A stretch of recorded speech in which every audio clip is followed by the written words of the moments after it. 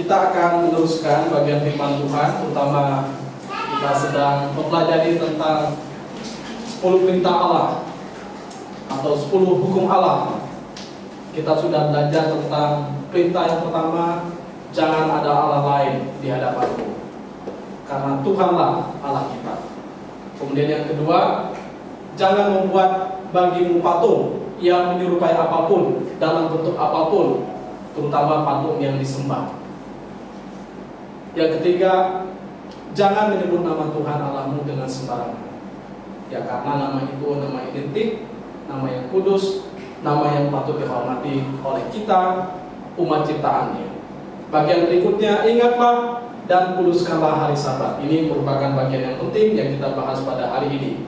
Mari kita perhatikan bagian firman Tuhan dari Keluaran pasal yang ke-20 ayat 8 sampai ayat yang ke-11.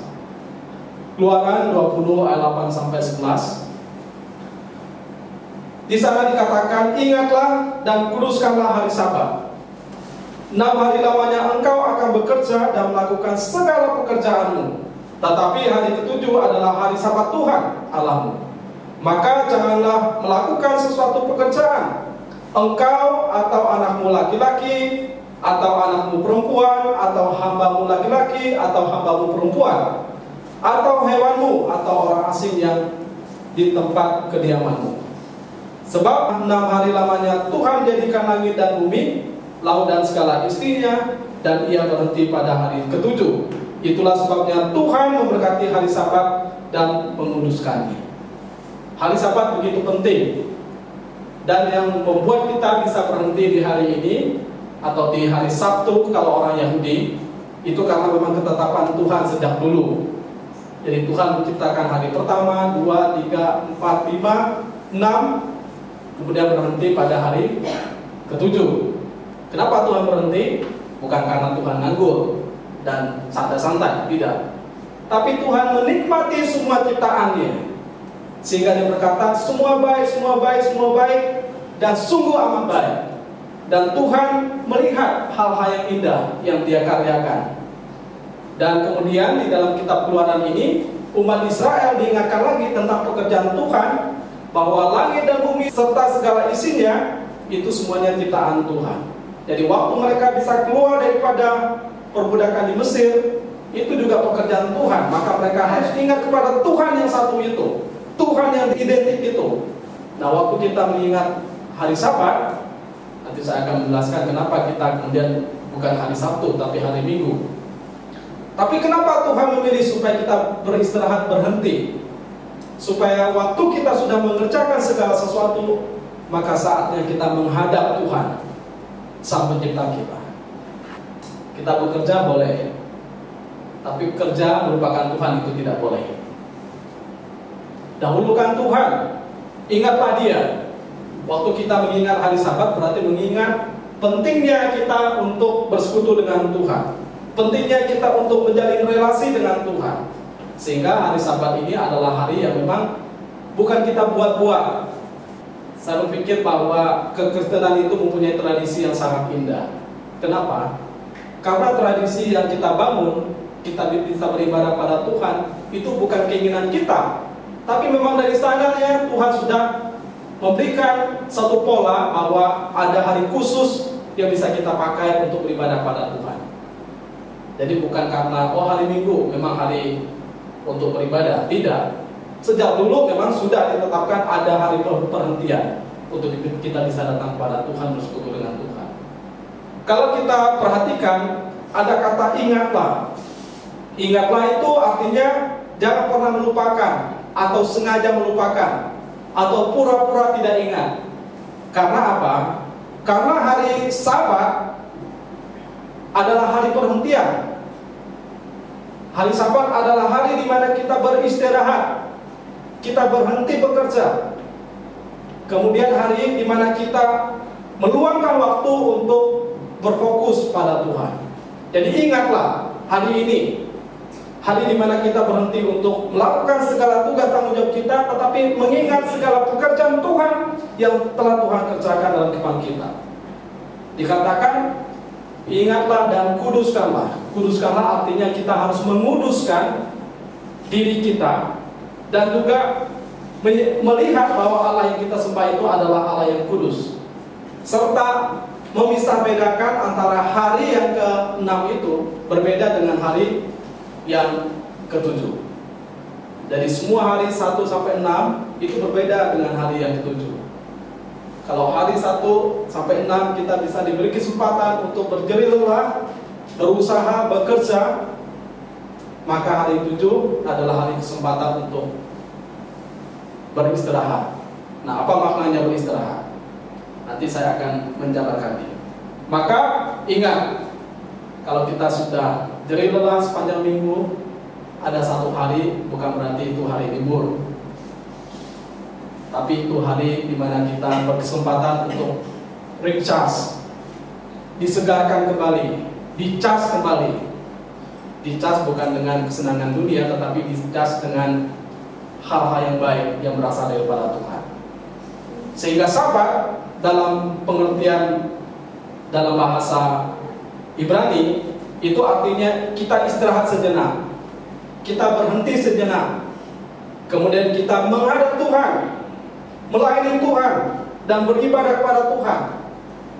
Waktu Sabat berarti kita memang beristirahat, tapi bukan beristirahat libur, bukan beristirahat santai-santai, tetapi beristirahat untuk sejenak. Kita meluangkan waktu kita untuk menghadap Tuhan, untuk melayani Tuhan, untuk beribadah pada Tuhan, memusatkan hidup kita, perhatian kita kepada Tuhan. Dan ini pusatnya secara khusus. Tentu setiap hari bisa kita beribadah, tetapi ini secara khusus kita pakai untuk beribadah kepada Tuhan. Dan itulah Sabat. Jadi kalau orang Yahudi memakai waktu Sabat, itu hari Sabtu, karena hitungannya adalah hari ke-7, ya memang hari Sabtu. Itu orang Yahudi. Jadi Sabat itu dimulai dari hari Jumat pukul 6 sore sampai hari Sabtu pukul 6 sore. Jadi waktu hari Sabat mereka betul-betul mempersiapkan diri untuk beribadah pada Tuhan. Hal-hal yang dikerjakan di hari Sabat itu semua tidak boleh dilakukan. Jadi artinya kita sebelumnya harus double porsi bekerja. Hari Jumat sudah disiapkan semua, sudah kita kerjakan semua. Jadi hari Sabtu memang khusus untuk kita gunakan untuk beribadah pada Tuhan. Dan orang Yahudi memakai waktu khusus pada hari Sabtu itu, mulai dari Jumat jam 6 sore sampai dengan Sabtu jam 6 sore. Karena mereka hitungannya bukan dari pagi sampai sore, dari sore sampai sore. Hitungannya mereka seperti itu, berbeda dengan kita. Nah, maka mereka beribadah kepada Tuhan di mana ya bisa di Bait Allah, tapi jarang, karena Bait Allah lebih khusus digunakan karena itu tempatnya lebih besar. Tapi biasanya mereka beribadah di sinagog atau sinagoge dalam bahasanya. Mereka secara khusus semuanya datang kepada Tuhan di hari itu. Jadi hari Sabat adalah hari yang ke-7. Mereka mengikuti pola bahwa Tuhan sudah menciptakan di hari pertama, hari kedua, hari ketiga, 4, 5, 6, kemudian hari 7 Tuhan apa? Beristirahat. Mereka mengikuti pola itu. Kemudian mereka mengikuti ketentuan Taurat. Taurat berkata dalam hukum perintah Allah ini, berkata memang ingat dan kuduskanlah hari Sabat. Hari Sabat itu adalah hari Sabtu. Nah, sampai hari ini ada gereja-gereja yang mengadakan ibadah di hari Sabtu. Terutama apa? Advent, Gereja Kristus Yesus Sejati. Nanti bisa dilihat. Nah, saya lihat ada 2 gereja ini yang betul-betul kental memegang prinsip bahwa harus beribadah di hari Sabat, yaitu hari Sabtu, karena itulah yang ditetapkan oleh Tuhan. Tapi kemudian kenapa kita beribadah hari Minggu? Bukankah Tuhan sudah berkata, hormatilah, ingatlah, dan kuduskanlah hari Sabat? Kok kita ibadah Minggu? Kenapa? Karena Yesus Kristus bangkit pada hari Minggu. Jadi kita bukan hanya mengingat tentang pekerjaan Tuhan yang sudah menciptakan dunia ini, tetapi kita mengingat tentang karya Tuhan yang sudah menang. Dia bangkit dari kematian. dan Dia menghidupkan kita, dan kita beribadah pada Tuhan memang sepatutnya, tetapi kemudian kita lebih besar lagi mengingat tentang karya Allah. Bukan hanya Allah menciptakan dunia ini segala isinya, tetapi karya Allah yang membuat kita hidup adalah Tuhan telah menebus kita, membawa kita keluar dari dosa. Dia sudah bangkit menang atas maut, sehingga Dia bangkit hari ketiga. Di dalam Alkitab disebut sebagai hari yang pertama. Jadi hari pertama menurut orang Yahudi adalah hari Minggu. Yesus bangkit di hari pertama. Nah, kita ibadah bukan di hari yang ketujuh, tapi kita ibadah di hari yang pertama. Tapi ada makna teologis yang luar biasa menurut saya. Jadi orang Yahudi bekerja dulu baru menghadap Tuhan. Tapi kalau kita menghadap Tuhan dulu baru bekerja. Karena hari pertama sampai hari yang ke-6 mereka bekerja kan. Kemudian mereka menghadap Tuhan. Ya. Tapi kalau kita di hari pertama kita menghadap Tuhan dulu, baru kita melakukan pekerjaan-pekerjaan kita. Yang satu menghadap Tuhan supaya diperkenan oleh Tuhan, tetapi kita sudah diperkenan oleh Tuhan mensyukuri segala perbuatan tangan Tuhan bagi kehidupan kita, maka kita lakukan tugas tanggung jawab kita. Maka ada pola-pola yang luar biasa di dalam perusahaan atau di dalam gereja. Biasanya orang digaji setelah bekerja atau sebelum bekerja. Kebanyakan setelah bekerja. Tetapi kalau kita mengingat prinsip Alkitab, sebetulnya tidak salahnya sebelum orang bekerja sudah dapat gaji. Karena ada beberapa perusahaan, ada beberapa juga gereja, bahkan lembaga yang menggaji di awal. Jadi dia belum bekerja, dia digaji dulu, lalu bekerja. Dan itu tergantung prinsip kita bagaimana memahaminya. Tapi ini sesuatu yang indah menurut saya, bahwa Tuhan sudah memberikan banyak hal. Harusnya kita ingat, sepatutnya saya bekerja dengan baik. Jadi saya memulai segala sesuatu berasal daripada Tuhan, dan dikembalikan lagi untuk hormat kemuliaan nama Tuhan. Maka beribadah menurut kita, sebetulnya beribadah itu sesuatu pilihan atau keharusan. Oh, saya mau beribadah, ya beribadah. Nah, tapi saya harus beribadah. Atau kita bisa memilih beribadah atau tidak. Kalau melihat dari hukum ini, maka ibadah itu suatu keharusan. Tidak ada seorang pun terkecuali dikatakan, baik yang namanya pria, wanita, bahkan hewan, orang asing itu tidak boleh bekerja pada hari itu. Kalau kita perhatikan di Keluaran pasal 20 ayat 10, tetapi hari ke-7 adalah hari Sabat Tuhan Allahmu. Maka janganlah melakukan sesuatu pekerjaan, engkau atau anakmu laki-laki, ya kalau udah punya anak ya, anakmu perempuan, atau hambamu laki-laki, atau hambamu perempuan, meskipun mereka mungkin tidak percaya pada Tuhan, atau termasuk juga hewanmu. Bayangkan, hewan nggak boleh bekerja, berarti harus diikat kan di hari itu. Maksudnya adalah jangan menggunakan hewan untuk membaca di hari Minggu atau di hari Sabtu, di hari Sabat. Banyak hewan-hewan mungkin ditunggangi untuk pergi dengan tujuan tertentu. Jadi hari itu memang sama sekali nggak boleh ada kegiatan apapun. Manusia, hewan, termasuk orang asing yang tidak percaya kepada Tuhan, tidak boleh ada kegiatan yang lain. Karena hari itu memang hari yang dikhususkan untuk beribadah kepada Tuhan. Maka beribadah pada Tuhan adalah sesuatu yang sangat penting. Itu bukan pilihan. Oh saya mau, oh saya tidak bisa. Waktu saya bisa maka saya datang. Kalau nggak bisa ya saya tidak datang.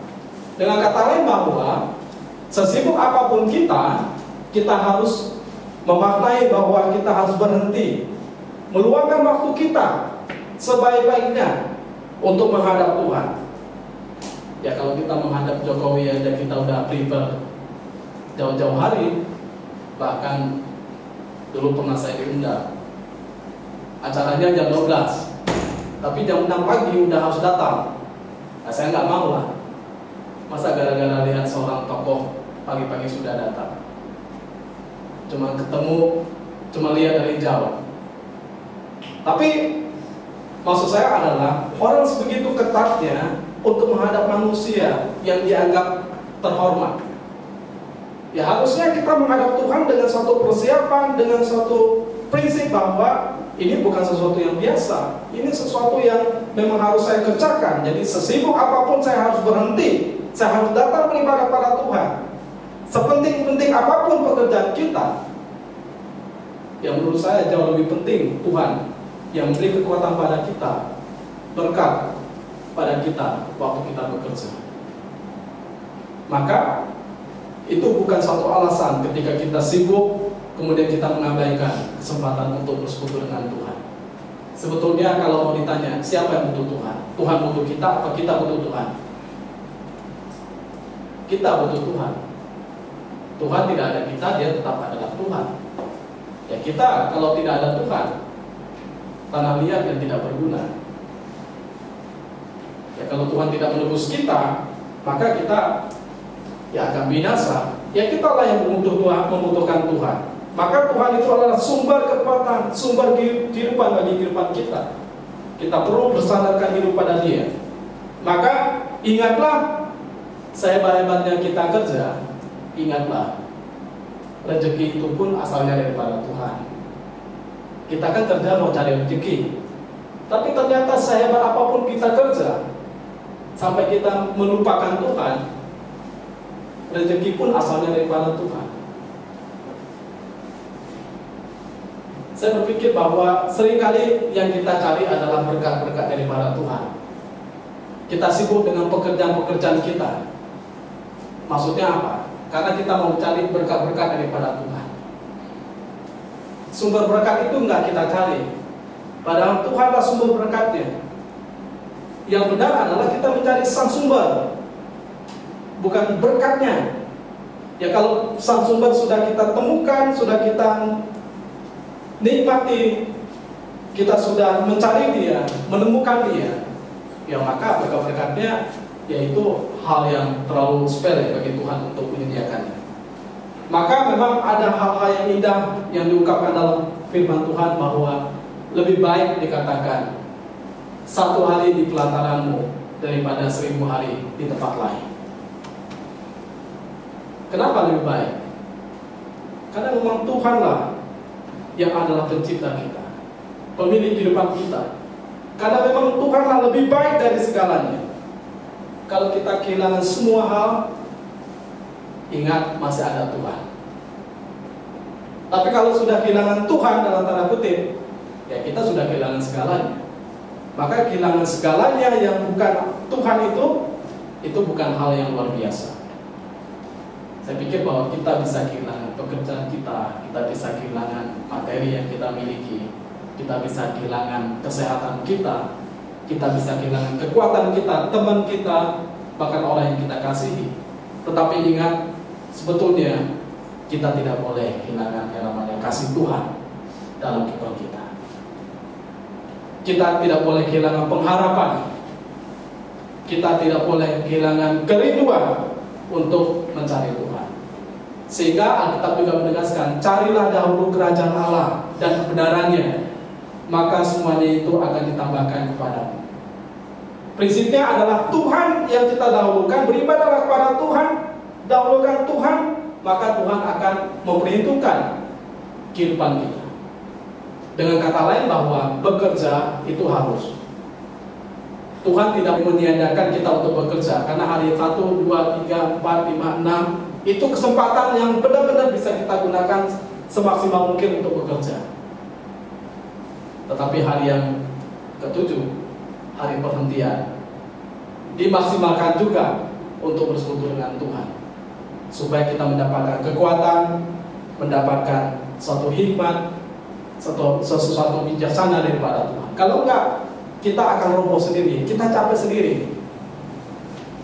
Kita pelayanan, kita kerja, dalam urusan hubungan rumah tangga, dalam hal yang lain, studi, lama-lama kita capek sendiri.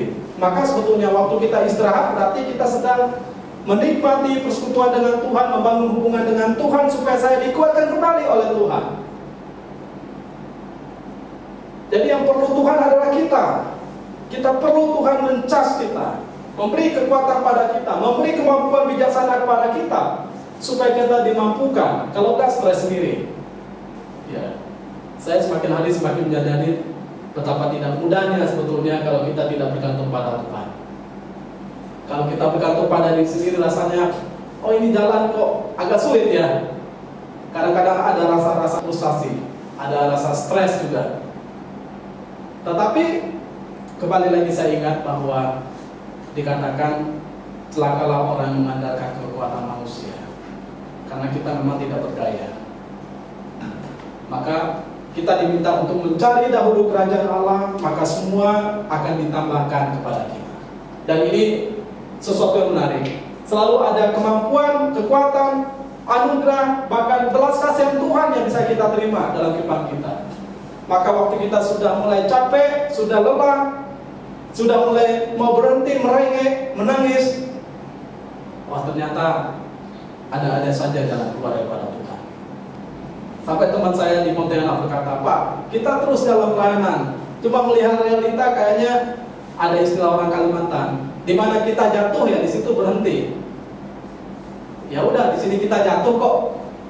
Artinya di mana kesanggupan kita.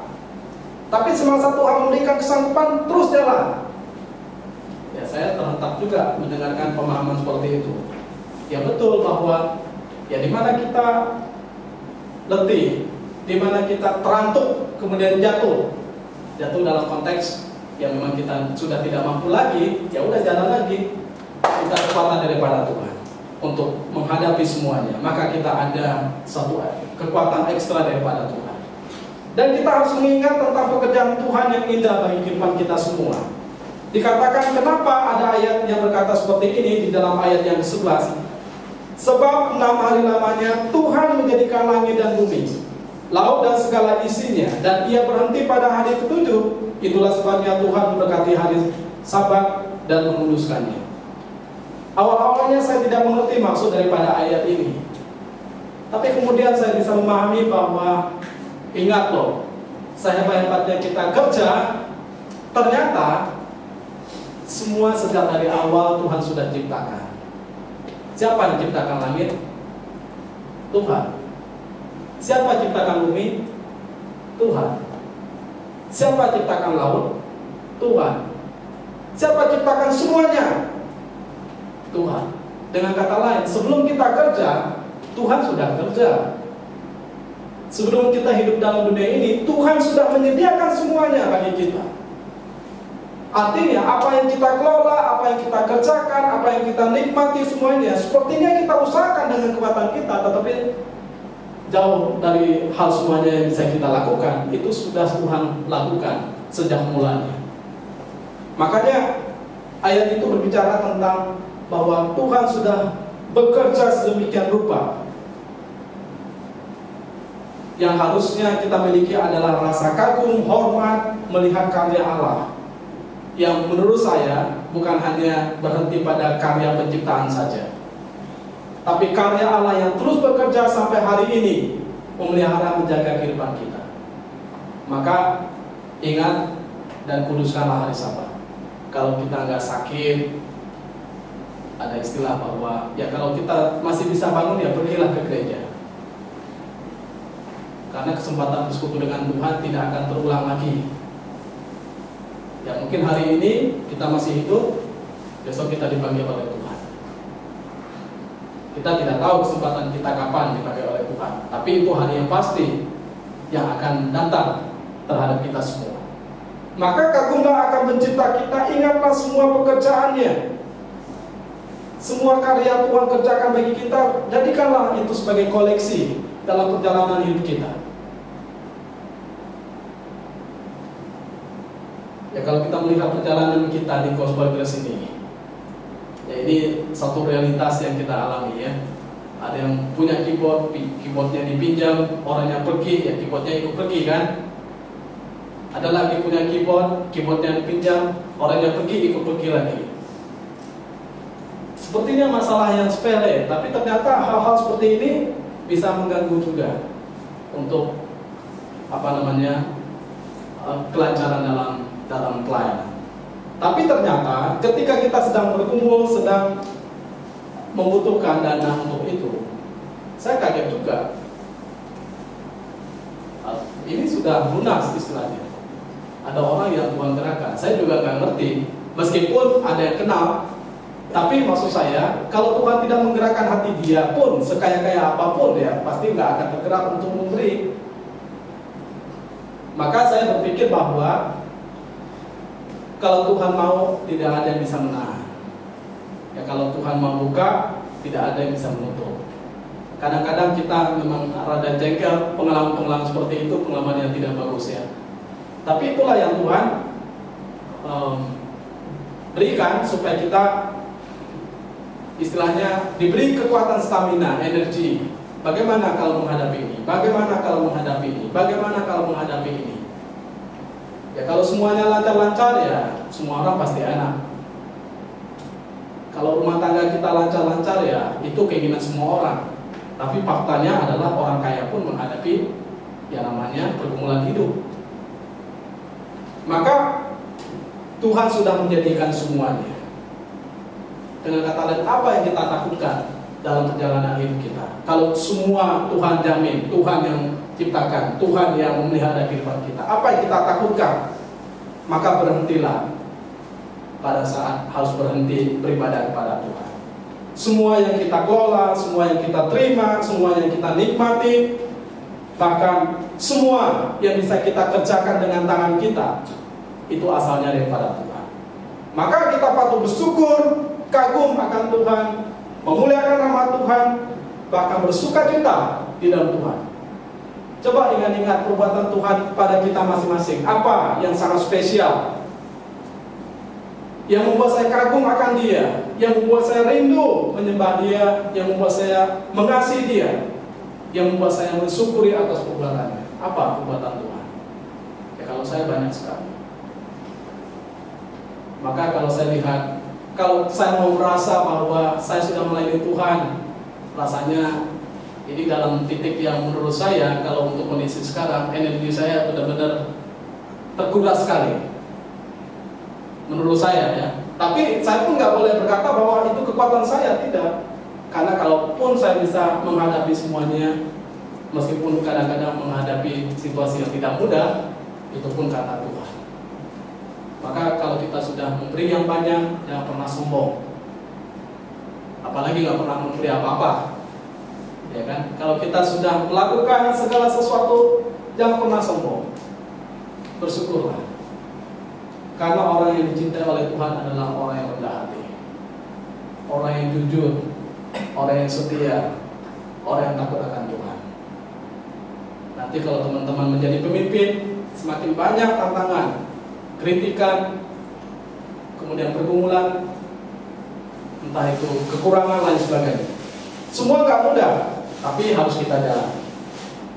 Yang lebih sulit adalah kita tahu fakta, tapi kemudian kita terus jalan. Nah, itu lebih sulit lagi. Saya tahu fakta yang harus kita hadapi dalam pelayanan.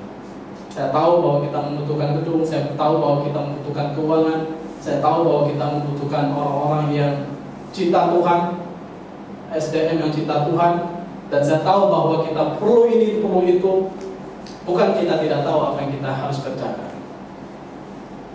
Tapi sekali lagi, kadang-kadang saya harus merem keinginan saya, merem ambisi saya.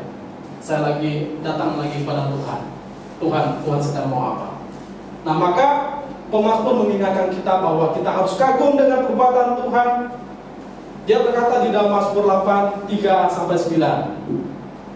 Jika aku melihat langitmu, buatan jarimu, bulan dan bintang yang kau tempatkan, apakah manusia sehingga engkau mengingatnya? Apakah anak manusia sehingga engkau memindahkannya? Namun engkau telah membuatnya hampir sama seperti Allah dan telah memahkotainya dengan kemuliaan dan hormat. Tuhan begitu memperlakukan kita sedemikian istimewa. Masa kita tidak memperlakukan Tuhan secara istimewa? Kita yang harusnya binasa, Tuhan selamatkan. Masa kita yang sudah diselamatkan, kita berdiam saja? Saya tidak rela. Kalau kita sudah diselamatkan, kita sudah diberi kesempatan untuk datang kepada Tuhan, memuliakan nama Tuhan, melayani Tuhan, kemudian kita berdiam diri saja. Saya tidak rela. Saya rindu semua kita mengerjakan tugas tanggung jawab kita. Kalau yang belum bisa musik, bisa belajar musik. Kalau nggak ada alatnya di sini setelah ibadah hari Minggu ya, bisa latihan di sini. Nanti di rumah dipelajari lagi, nanti latihan lagi sebentar, setengah jam. Saya dulu bisa main musik karena saya setiap kali pulang dari gereja, itu masih SMA zamannya. Jadi saya nyolok, nyuri-nyuri. Orang semua udah pulang, saya colokkan, saya nyalain. Saya pencet satu-satu, nggak ngerti. Ini kenapa hitam, ini kenapa putih, nggak ngerti. Ada teman main, saya ngintip dari jauh. Cuma temannya juga nakal, dia nggak mau disaingi kan. Kita dekat langsung dimatiin sama dia. Ini teman yang kurang ajar juga ternyata. Jadi sedemikian susah payahnya. Kita udah mau latihan, mau belajar ngintip dari jauh, dia langsung mati karena dia tahu, oh ini pasti ngintip nih. Nah itu kenakalan zaman dulu, beda lah dengan sekarang. Jadi setiap orang pulang gereja, saya tetap tolong diam-diam. Tapi ada suatu hari ketika mungkin udah pusing juga ibu gembala ya. Ibu gembalanya orang Ambon lagi. Mungkin dia ada pusing karena listriknya dipakai terus, suaranya luar biasa di atas sana kan, karena gereja di lantai 2. Maka ibu gembala itu naik ke atas, "Niko, kamu main-main terus, nanti habis listriknya," katanya. Tapi saya mencuri lagi kesempatan untuk bermain. Lama-lama dia dengar kok mulai bisa ya dia, gitu kan. Lama-lama kok mulai bisa. Tapi dia bilang, ya udah latihan aja. Nanti hari Minggu depan ya, kamu main. Udah saya latihan. Ternyata di hari Minggu depan ada yang lebih jago dari saya. "Sorry Niko, bukan kamu hari ini ya, yang lain aja dulu." Aduh, betapa kecewanya juga saya. Apakah itu selesai? Enggak. Saya terus belajar. Kemudian datang saya ke Jakarta kuliah. Karena gembala sidang tahu saya bisa memusik, dia suruh saya memusik. Saya sudah latihan dengan WL kan, semuanya sudah mantap. Mulai dari style, mulai dari tempo, udah mantap dari awal sampai akhir. Ternyata waktu jalannya ibadah, WL kemana, musiknya kemana, sampai ada majelis maju ke depan. "Salah, temponya salah," katanya. Loh, kok saya disalahin gitu kan? Menurut saya yang salah WL-nya. Sehingga saya rada ngamuk dikit. Kemudian waktu itu saya masuk kamar, gembalanya berkata, "Niko nggak apa-apa, besok latihan lagi ya." Jadi pengalaman-pengalaman seperti itu saya alami. Nah, kemudian saya bisa, meskipun tidak sejago orang lain ya, tapi setidaknya kalau nggak ada orang main saya bisa main. Tenang aja. Dengan kata lain bahwa untuk kita mensyukuri perbuatan-perbuatan Tuhan apa yang bisa kita lakukan. Kalau kita diberi kesempatan kuliahlah dengan baik. Kalau diberi kesempatan untuk sekolahlah dengan baik. Kalau kita diberi kesempatan untuk melayanilah dengan baik. Buat apa kita datang kepada Tuhan setiap hari Minggu? Bukan hanya sekedar datang, tapi untuk mensyukuri, untuk membawa hal-hal yang terbaik untuk memuliakan nama Tuhan. Dan kita ingat, hari berikutnya pun saya harus melakukan hal yang terbaik untuk Tuhan. Maka waktu kita beribadah berarti kita menghormati Tuhan. Orang yang menghormati Tuhan, orang yang melayani Tuhan, orang melakukan segala sesuatu yang terbaik bagi Tuhan, tidak pernah rugi. Dan saya berusaha untuk menjaga hidup takut akan Tuhan. Saya pikir saya tidak pernah rugi. Meskipun waktu itu rugi, karena banyak hal yang dikekang. Waktu saya masih remaja, mama saya kalau ada teman saya ngajak pergi, ada band kalau di kampung ya, ada dangdutan, mama saya selalu larang. Waktu itu saya rasa rugi karena nggak ada kesempatan untuk teman saya. Tapi teman saya banyak kan yang mereka merokok, mereka minum-minuman keras, melakukan hal-hal yang kadang tidak terpuji. Tapi saya bersyukur waktu itu rugi. Sekarang saya bersyukur karena saya bisa mengekang diri. Ya kadang-kadang perlu pengengkangan diri untuk kita bisa lebih maju, lebih baik dalam kehidupan kita. Maka kita harus menghormati Tuhan dalam kehidupan kita.